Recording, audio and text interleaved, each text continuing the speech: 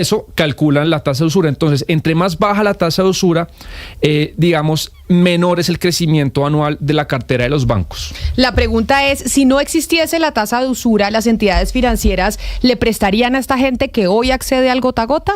Ese es como el gran interrogante. Es esa gente que no tiene capacidad, o que no tiene la posibilidad de que un banco o una entidad financiera le preste, si la usura no existiera en Colombia, ¿le prestarían esos bancos a ese sector de la población? Pues mire, estamos en comunicación con Beatriz Marulanda, que es de Marulanda Consultores. Beatriz Marulanda fue precisamente directora de Crédito Industrial y Crédito al Sector Financiero durante 10 años en el Banco de la República. Es economista y con maestría en la Universidad de Oxford y nos atiende a esta hora. Doctora Marulanda, bienvenida. Mil gracias por estar con nosotros en los micrófonos de Blue Radio. Muy buenas tardes.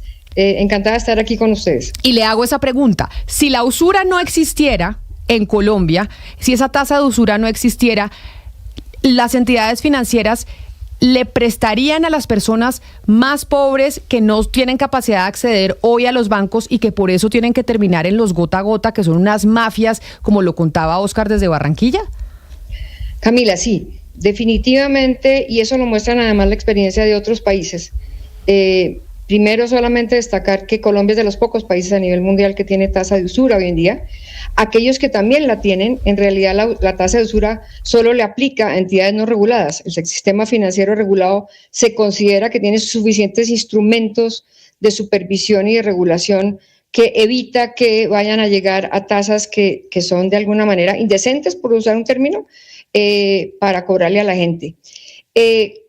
¿Cuál es el reto que tiene el sector financiero en general y aún hoy en día ni siquiera las entidades reguladas? Porque en el mundo digital, y por eso Colombia FinTech entró a hacer este estudio del que están hablando ustedes, el reto es poder tener información. Y yo siempre digo que cuando uno piensa en un crédito debe pensar si alguien se le acerca a usted a la puerta sin conocerlo y le pide 500,000 pesos, ¿usted se lo otorga o no se lo otorga? ¿Y con base en qué criterio? ¿Y con qué información? Y ese es el gran tema que tiene el sector financiero, y es que el sector informal de nuestras economías no tiene información porque vive en el mundo efectivo. Entonces, al no tener información, el costo de evaluar un crédito, de poder definir si sí o no pueden repagar un crédito y de qué tamaño debe ser el crédito que le pueden otorgar, es tremendamente complejo. Los gota a gota suplen esa falta de información con eso que ustedes están hablando de la costa, una de las regiones de este país más azotada por el gota a gota, y es que a punta de mecanismos bien controversiales de recaudo, la gente que le pide prestado en gota a gota sabe que paga o paga. Claro. Entonces, en ese sentido, lo que hay que hacer es que el sector financiero encuentre una tasa que le permita recuperar costos y también medir el riesgo con el cual pudiera otorgar préstamos de 100,000. Yo creo que el mejor ejemplo de esa duda que usted tiene son los bancos microfinancieros en este país. Entidades que eran ONGs hace 15 años, que se convirtieron a bancos y hoy en día son los grandes entidades a las cuales acude el sector microfinanciero, no segmentos tan informales, pero sí negocios, el tendero, la cafetería, el restaurante, y ahí están acudiendo a créditos a unas tasas, pero muchísimo menores que las que están cobrando los gota a gota. Pero entonces, doctora Marulanda, ¿quiere decir esto que la única alternativa para acabar con este fenómeno del gota a gota, que pues no sé si se puede acabar, no es eliminar la tasa de usura, sino por ejemplo que los bancos o el sector financiero, las entidades financieras puedan construir un sistema de información mucho más robusto para poderle prestar pues a la gente que hoy no tiene acceso al sistema? Yo diría que son varios elementos, Camila. O sea, hoy en día lo que pasa es que la tasa que se usa, que era la que estaba hablando Sebastián, la tasa que se usa como referencia para calcular 1,5 veces lo que se denomina la tasa de usura, esa canasta con la cual se calcula ese indicador, hoy en día, le voy a dar un ejemplo extremo, combina el crédito de Coca-Cola y el crédito de 1,000 millones de pesos y el crédito que da de 100,000 pesos un banco microfinanciero. Okay. Entonces, como esa referencia es tan mala, esos peras con manzanas, con naranjas, con papayas, lo que combinan. Primero, sería muy importante poder diferenciar la referencia para que el mercado tenga un referente adecuado, de decir es, bueno, a los Coca-Colas la tasa de interés bancario corriente sería X. Por el otro lado, cojo, por ejemplo, las tarjetas de crédito y a ese tipo de crédito le calculo un referente que sea relevante y lógico, y a créditos de muy bajo monto, de 100.000, 200.000, le calculo otro referente. De esta manera, permitiríamos que actores que se concentran en diferentes segmentos tengan lo que se llama un modelo de negocio con el cual puedan prestar. Porque ¿y quién tiene que hacer eso? Calcular costos y riesgos. ¿Y quién debe hacer eso? O sea, esto que usted está diciendo, ¿quién lo debería hacer? Lo puede hacer sin problema. ¿Sin tener que eliminar la tasa de usura? Le doy como referente el año 2007. En el año 2007, presidente Uribe, que era un fanático del microcrédito, hasta ese momento había una sola certificación. Como él, dentro de su estrategia de inclusión financiera, y él era un convencido de la inclusión financiera, estaba tan interesado en promover que hubiera microcrédito, él estaba enfocado en eso, el crédito al negocito. En ese momento se promovió una certificación diferencial y hoy en día ya existe una certificación diferencial, sin embargo que todavía agrupa muchas cosas, todavía ya se le quitó de pronto la papaya, pero sigue con peras y manzanas. Eso hay posibilidades de sofisticar esa certificación, de hacerla mejor y más aplicable.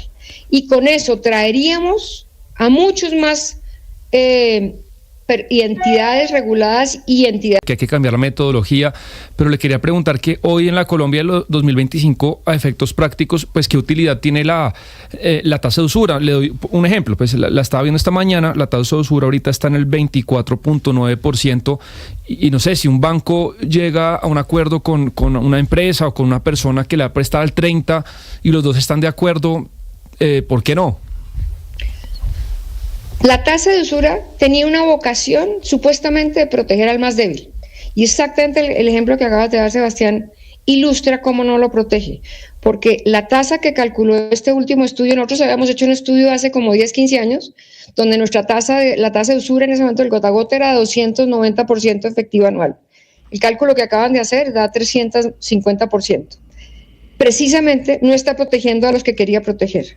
Entonces la tasa de usura es un mecanismo que no está protegiendo a quienes quería proteger, no sirve, en nuestra opinión, pero ese debate político y ético es, en mi opinión, muy complejo de dar. Yo creo que un buen camino, y sobre todo además para demostrar la pregunta que me hacía al principio Camila, para demostrar que un cambio sí genera un efecto positivo, es certificar bien la tasa y ver cuando entren los nuevos jugadores que uno espera que entren, realmente sí el efecto tiene efecto positivo. Le doy otra anécdota. Chile, donde tristemente los gota a gota colombianos llegaron hace 7 u 8 años, es un país que tiene el límite de tasa de usura, la bajó, sí. Y oh sorpresa, llegaron los gota a gota colombianos. Brasil, que es un mercado que tiene muchas condiciones similares a los otros, no tiene tasa de usura, tiene una penetración de crédito y la gente tiene acceso a crédito de una forma muy importante, lo ha demostrado que ese límite no protege. Lo que hay que pensar en un mundo para proteger al beneficiario final es que la información sea completa, que le estén dando toda la información que él necesita, un cliente, para saber si puede pagar o no puede pagar. Es decir, los mecanismos de protección del cliente se deben fortalecer cuando se elimine una tasa de usura. Es que eso le quería preguntar, doctora Beatriz, porque usted ya explicó por qué muchas personas acuden al crédito gota a gota, pero también hay pymes y mipymes que acuden a ese tipo de créditos extrabancarios, a ese tipo de préstamos. ¿Por qué lo hacen? Y si es que el mercado financiero no les ofrece a esos pequeñitos empresarios una alternativa. El mercado financiero no les puede ofrecer porque, como les decía yo, poder acudir a un crédito, para poder otorgarle un crédito a un negocito de esos, que todo lo maneje en efectivo, ¿con base en qué puede un banco hacer esa evaluación de riesgo? Y entonces, ¿qué le pasa? Al banco le toca desplegar, como por ejemplo lo hacen los bancos microfinancieros, a un ejército de personas que va a visitar el negocio, recoge información en el negocio mismo hay que pagar los sueldos de ese analista, el desplazamiento, hay un montón de costos implícitos que recomponerlos o recibirlos a través de una tasa porcentual se convierte muy alto. Lo que le quiero decir es, otorgar un crédito de 100.000 tiene costos operativos mucho más altos que el costo de 1.000.000. ¿Y por qué acuden? Porque si usted es un carpintero y le llega un pedido para sacar un comedor en cualquier parte, en Ciudad Bolívar, él tiene que acudir y comprar materia prima. Y él no se puede dar el lujo de esperar que alguien le apruebe un crédito. El que le aprueba el crédito en 5 minutos es el gota a gota.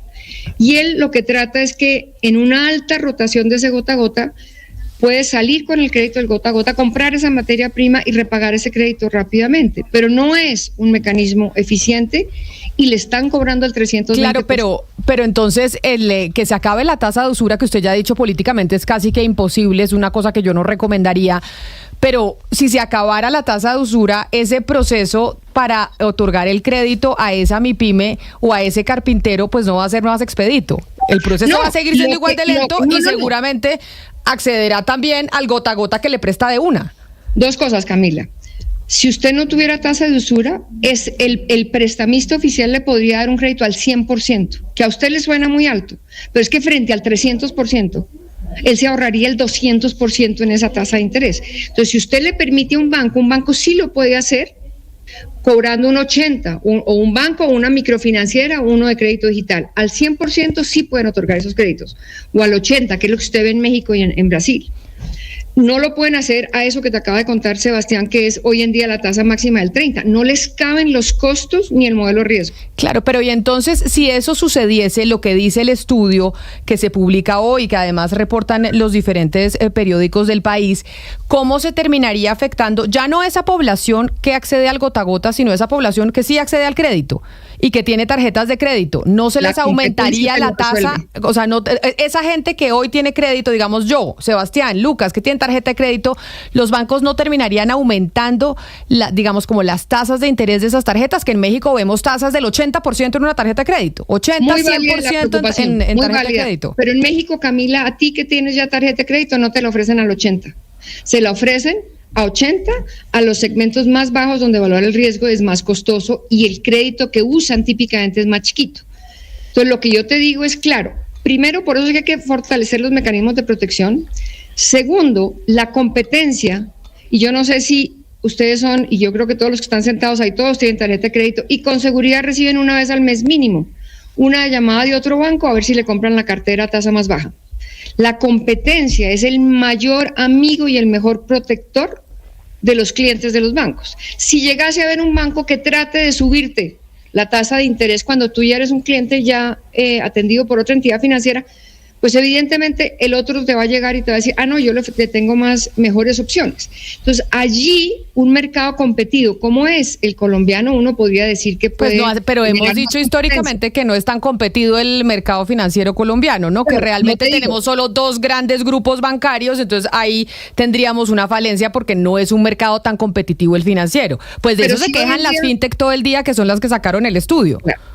Las fintech son un ejemplo de una buena competencia que le está llegando al sector financiero y muy interesante, pero sí hay competencia y obviamente la competencia no es perfecta, pero se ha agudizado de una forma muy importante, Camila, y aún dentro de los dos grupos financieros, pues entre esos dos son competencia, o dentro de las entidades de un mismo grupo financiero, lo hemos visto, también se compiten. Entonces, yo creo que esa es una de las maneras para evitar que el efecto que tú estás diciendo, que ya es impactar a los que ya están siendo atendidos, si eso implica que la tasa de interés promedio del sistema se aumentaría, yo te diría que no.